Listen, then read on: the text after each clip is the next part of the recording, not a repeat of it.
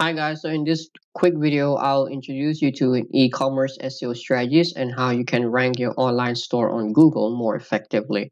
So for the methods I'm going to show you.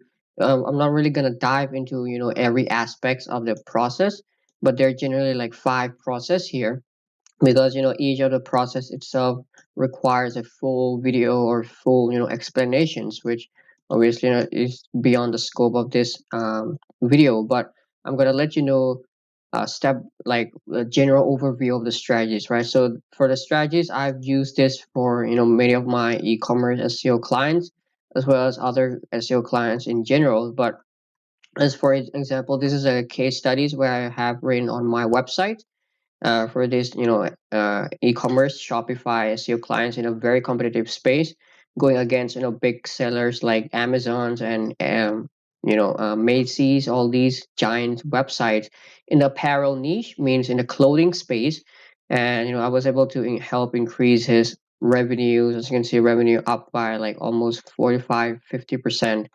The clicks and the impressions, the keywords, the ranking, traffic, and everything, the rankings. Have gone up, right? So without further ado, let me show you an example here on a website as well, so I can help guide you through the process. So the first step in designing a well optimized SEO e-commerce store is you want to have a keyword research done in place.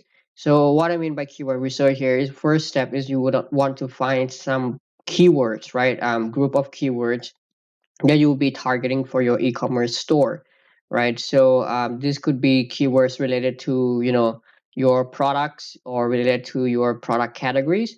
Generally speaking, when it comes to keyword research, the product that you want to rank are normally not going to be required for you to optimize or to do keyword research for, because uh, it is your product, right? So your product is unique to you. So in most cases, the product page itself don't need to do keyword research. It's mostly going to be blogs that you're going to be writing for your website, and product categories, like what type of keyword, what keyword you would be uh, you know focusing on your product categories, right? So that would be the idea of keyword research. So once you find keyword research here, once you've got a list of keyword that you will be targeting.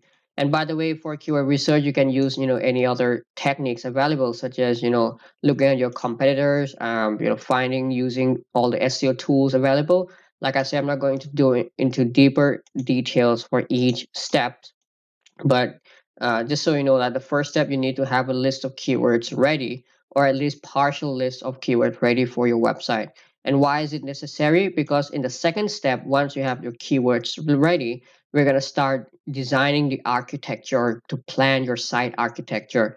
And this is a very important thing when it comes to e-commerce SEO, is you need to want to have a very minimal but easy to navigate site architecture. Like for example, here I did a search for paddling shirts, and I open up this website backcountry.com, which is this website. And as you can see, this is how they have kind of grouped their pages into different categories. Like they have women categories, and then in the women they have tops, shorts, and all these, right? So these come from their keyword research that they have done, right? Hiking, casual, so they know that people search for hiking. And then these are like top level categories, and then they have like men, kids, activities, right? All these. So these are more or less like activities pages, right? So let me draw you give you a visual representations. For any good e-commerce or any good website in general, you would not naturally have two group of pages. So this will be the first group, and this will be the second group. This first group is called as money keywords, or group of keywords that you would make you money. So these are generally your product pages and your category pages, whereas these are called as informational keywords, or group of pages that actually aren't designed to really make use of sales, but are designed to give information or to attract audience or to educate audience, right? So these are generally your blog posts or your articles that you educate people about things related to your e-commerce. products or services, or your group of keywords in general. So yeah, so any website, any good website, any good e-commerce website will have two major parts on their website. So you would be, in your keyword research, you would do you research for your information type keywords, and then your commercial keywords, right? And when you design your architecture, or how you laid out your website structure, you would have something like this, like a more or less like a very logical structure, what I like to call like a tree structure type. So on the top, you have your home page, which represents your brand name or your brand in general. And then you would have, different, we call these as top level categories. So these would be, the top level categories or categorizations of your store. Like for instance, for this website, they have women as their top level categories. So all the products belonging to women will go to this. And then under each top level category, there goes, the second and third level categories, right? So let's say this is women, and then under women you have like, clothing, and then tops, and then, maybe shorts, something like that. And then you might even have third level category, right? So this first level, second level, and third levels, it depends on how you structure your website. But in general idea, you want each level, or in general, like whatever you want to sell, or whatever the key products or the key group of products are, you want them to be easily accessible, right? So let's say, like this website has a very well structured web architecture, because let's say, I'm interested in women.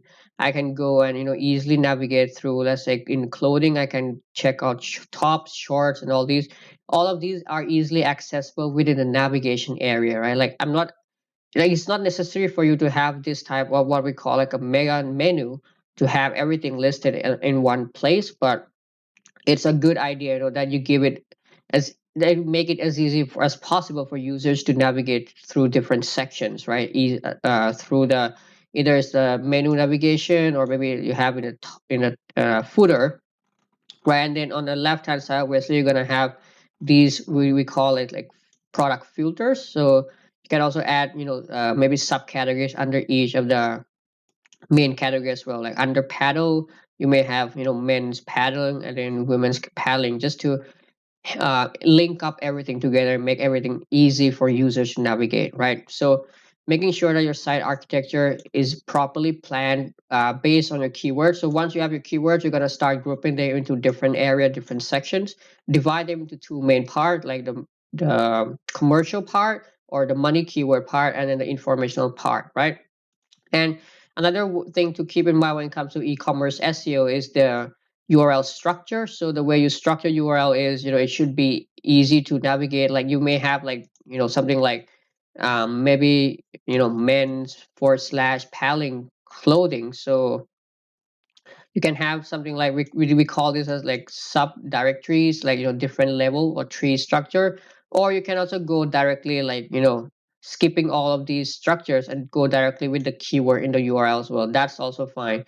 You can go both ways, but what you don't want to have here is, you don't want to have, all these, like for instance, this question mark sign equal to, and then, some code or something like that. These are called like so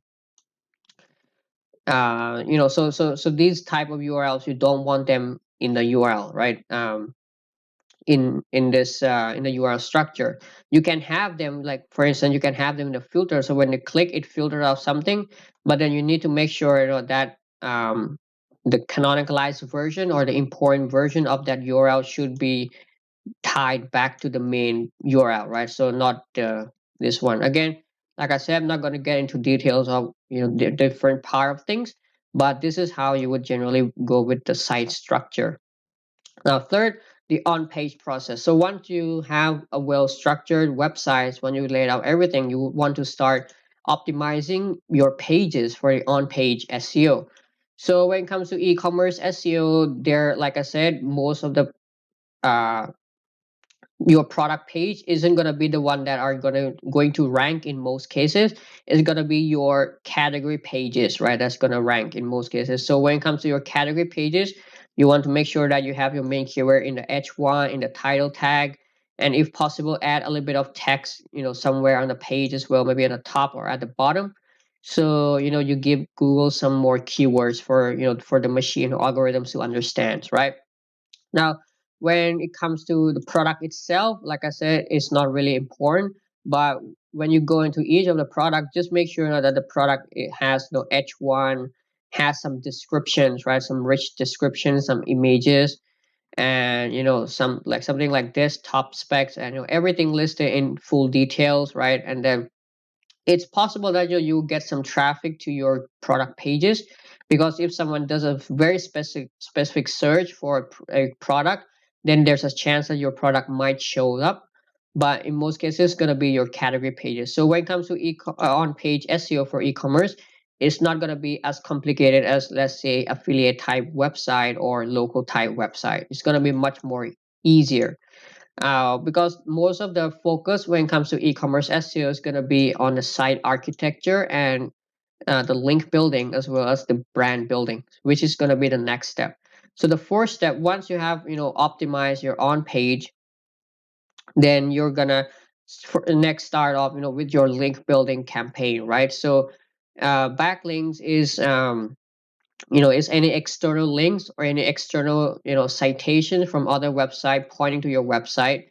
And when it comes to link building for e-commerce, our main focus would be building links to the category pages, again, because we want to rank the category pages. But we also might want to build links to some of our information pages as well. So let me draw that for you. um, Okay, so let's say this is your category pages, one of your main category pages, and this is one of your blog posts.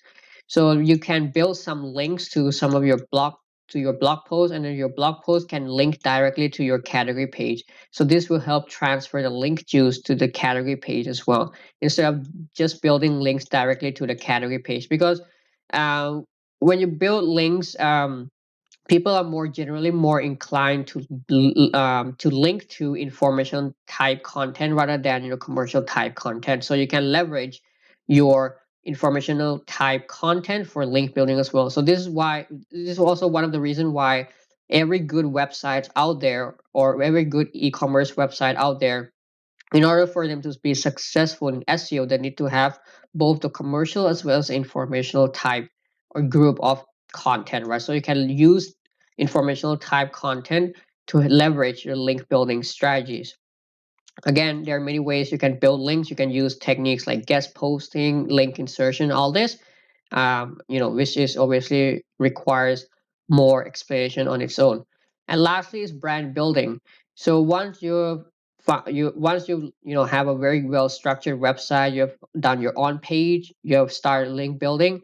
At the same time, next last step is also don't forget to build up your brand, right? Make sure that your website becomes recognizable in the niche, in the space, because building a brand will help when it comes to SEO. It also helps to some extent as well. Like there's things like user experience, user signals that comes into play with brand building. So making sure that you promote your e-commerce SEO, your e-commerce website on social media, maybe run some ads, right, to get your names out there. So, and maybe you can also use your informational type content to attract people to your website, right? So again, like I said, information type content can be used as a way to attract links, but also can be used as a way to build up your brand, to educate people, right? To attract them to know more about your brand, and then they will also become your customers if they enjoy,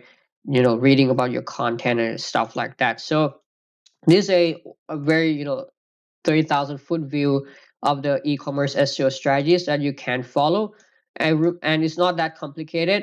Just make sure that you have done these 5 steps properly, and then the rest is just a process of doing link building, brand building, and repeating the process over and over again, and also expanding on more keywords, creating more content, more quality content, informational type content, and and then just basically that's it. Really nothing complicated. I've seen people make a lot of fuss around e-commerce SEO, but that's it. So yeah, if you have any questions, feel free to leave them in the comment section down below, and I'll try to answer them as soon as possible. That's all for it. Thank you for watching, and happy rankings.